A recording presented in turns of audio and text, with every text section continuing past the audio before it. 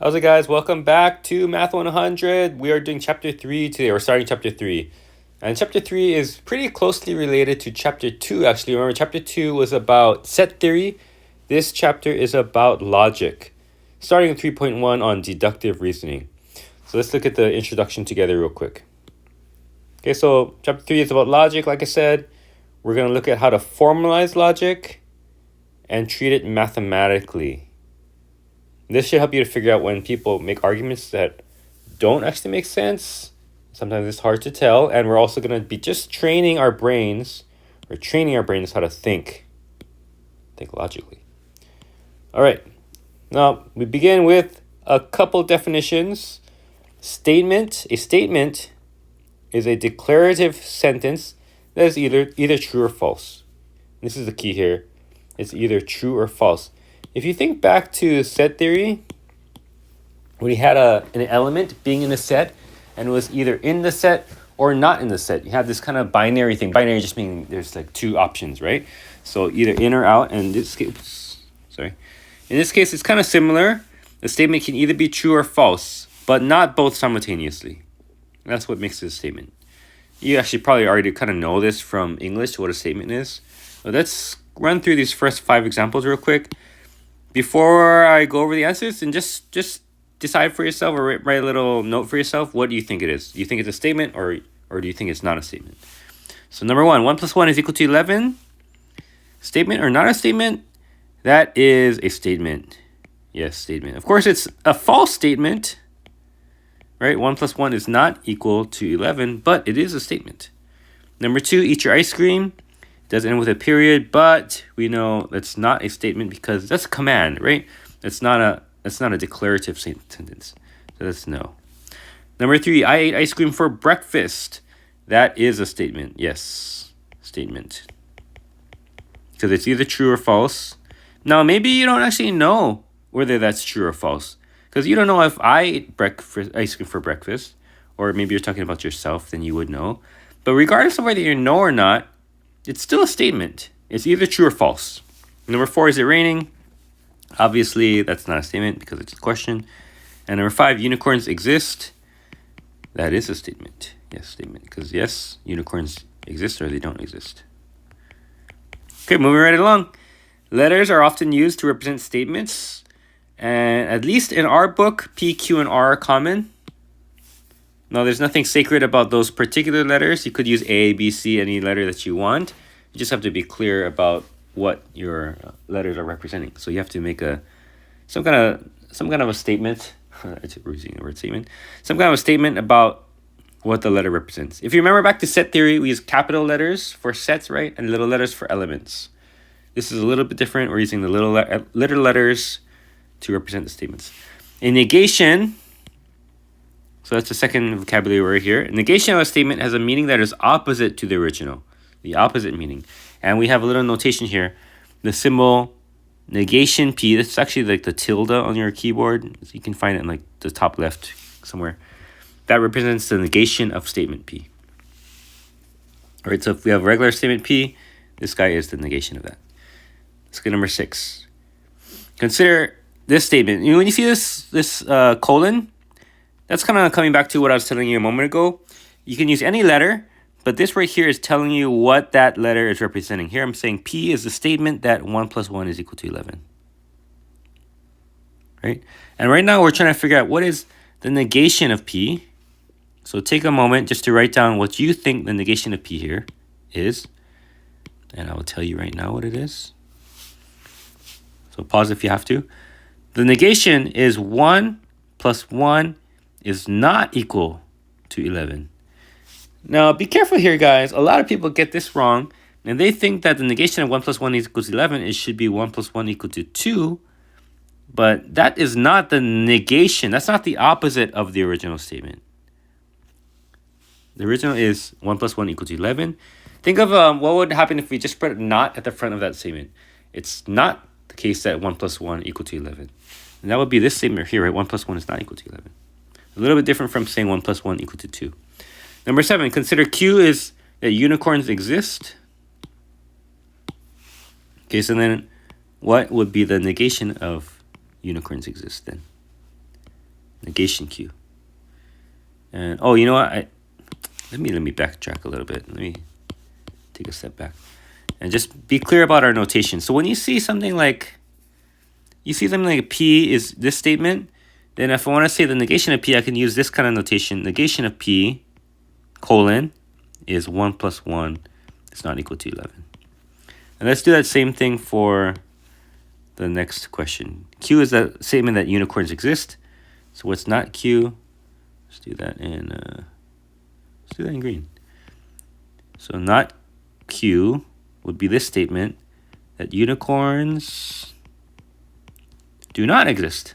Right? That would be the opposite or negation of the statement. All right, moving right along. There are 4 main qualifiers. You know, qualifiers, that's something, the first time I really remember learning about qualifiers was actually in an English class, in an argumentative writing class.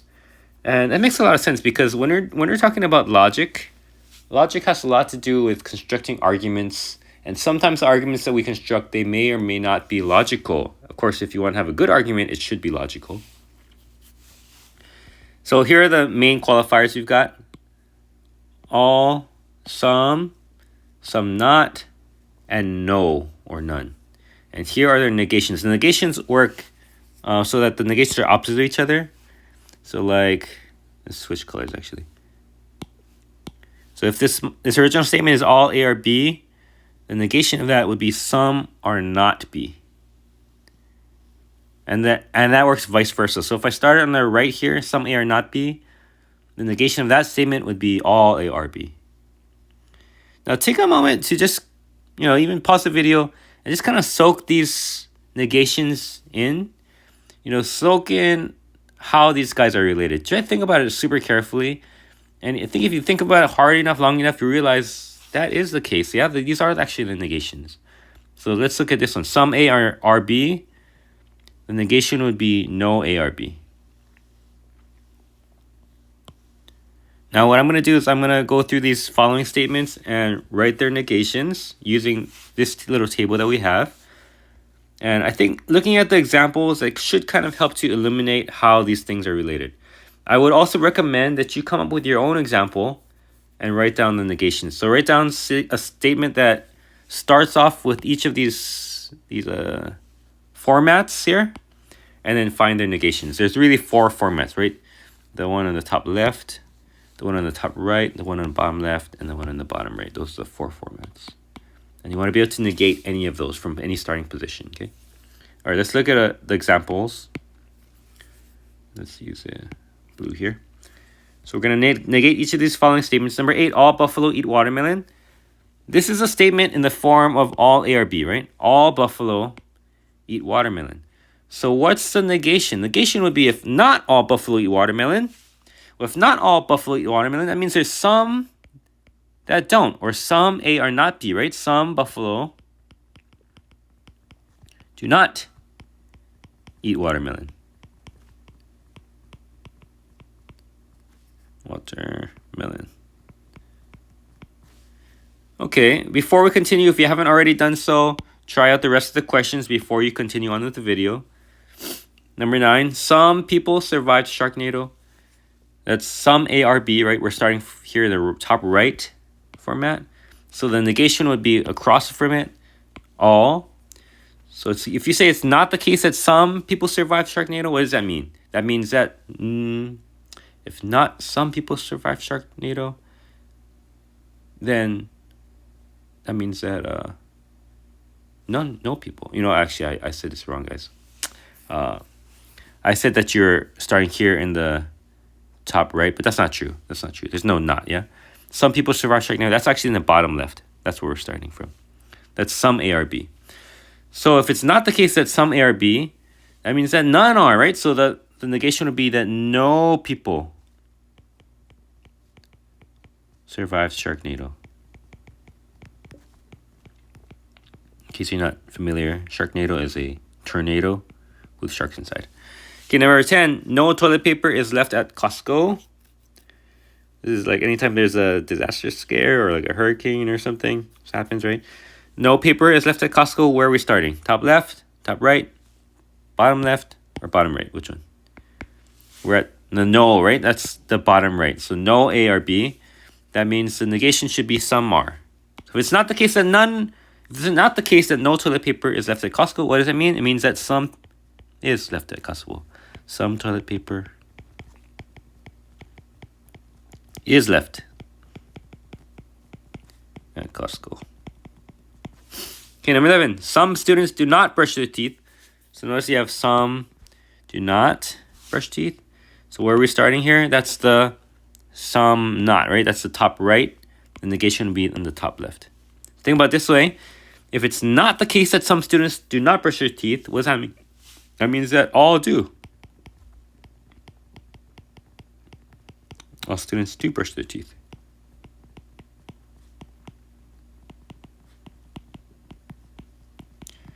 Okay, and just like that, we've seen all the 4 types of negations right here, 8 through 11. Let's continue on. Number 12, all video games are addictive. That's the top left we're starting at, right? All A or B. If it's not the case that all video games are addictive, what does that mean? That means some are not.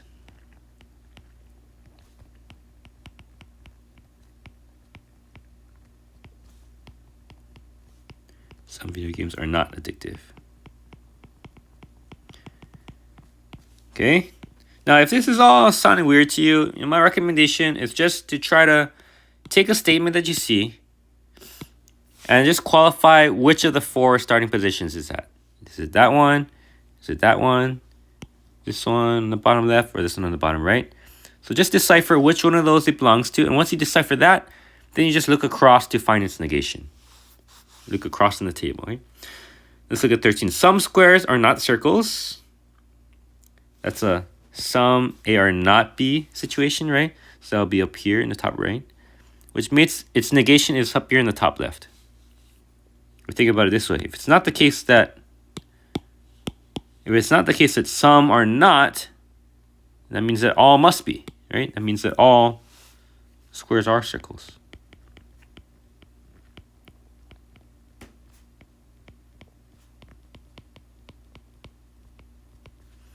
Number 14, some squares are circles. Okay, where are we here? Oops. Where are we in this table? Some are, right? That's some A, R, B, or in the bottom left. So the negation would be none. No A, R, B. So no squares are circles. All right, just like that, we've practiced negating qualified statements. You can expect to see at least 1 or 2 of these on an exam here. Now, the bottom small side note, and then we're finished with this video. Note that the negation of a true statement is a false statement. And vice versa. The negation of a false statement is going to be a true statement. And that makes sense, right? Because they have the opposite meanings. So if one is true, its negation must be false. And if one is false, well, its negation must be back to true again. Right? Okay. That's all I want to say about that. So let's stop here and I'll see you in the next video.